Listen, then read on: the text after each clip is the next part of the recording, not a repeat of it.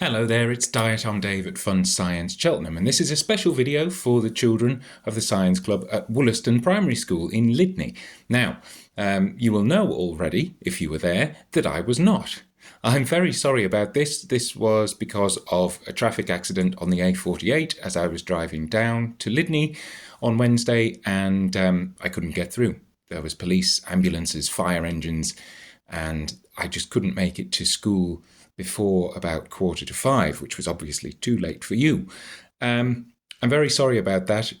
You will have received an email, parents, explaining this and offering you compensation, but I also wanted to make a little video just showing you what it was that we planned to do so that you can give it a try at home, because Science Club is obviously all about the experiments and children's love of science and curiosity, and I wouldn't want to have them miss that opportunity. So, very quickly, in just a few minutes, a rundown of what we were planning to do and how you can do it at home, because I like this session. It's all about flight. Okay, there are also some certificates for each of the children who attended the Science Club, which I will drop off at Woolaston on my next journey through there, which will be after half term.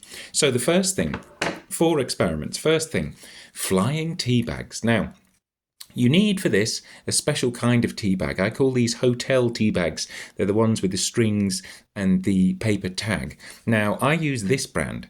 Not all brands will work. Lipton, funnily enough, doesn't work. Don't know why. The tea bags are just different. So I use this brand. You can get these in Asian supermarkets, but by all means experiment with whatever ones you have to hand. Now, I'm going to open it up like this, and I'm going to cut off the top. Now, the purpose of this experiment is this. Gravity is pulling everything and everyone down to the ground. And if we want to fly, we have to defeat that force of gravity. We have to create a force which is bigger. Now, there are 2 options for this.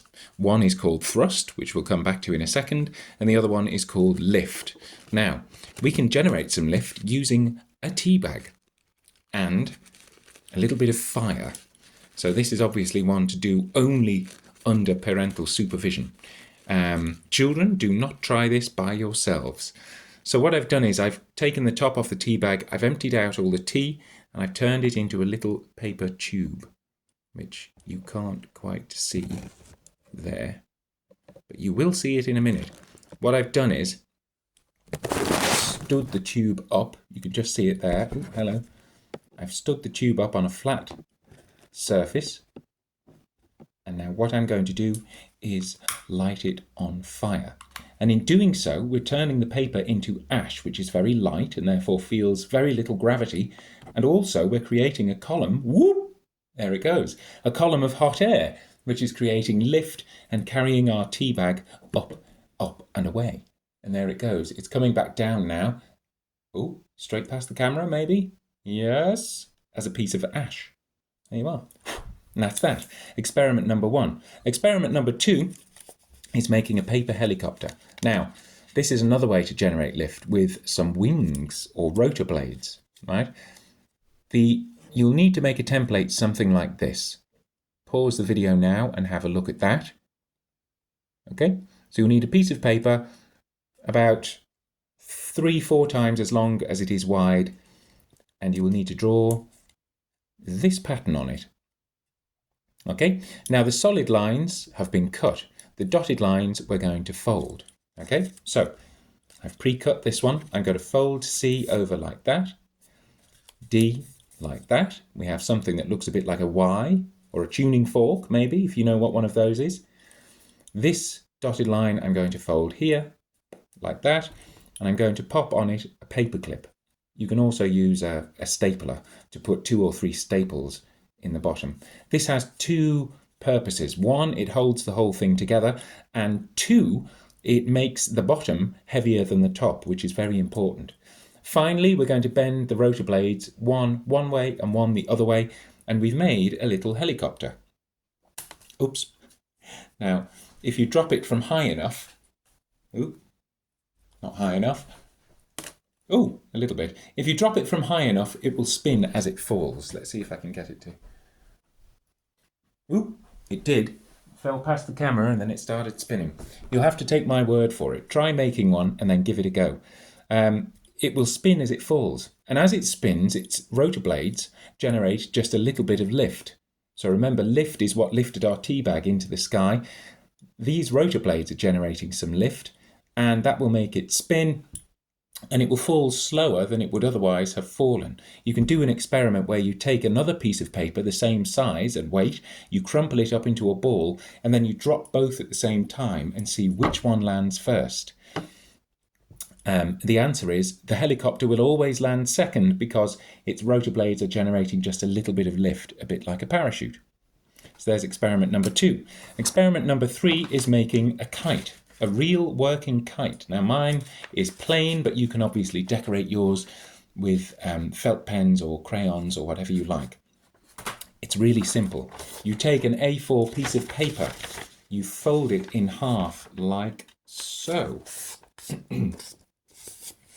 You take one of the corners, I'll take this one, you fold it like, sorry, not fold it, that's very important because we're not going to crease it, you're just going to bend it, right? Bend it like so, to about there, okay?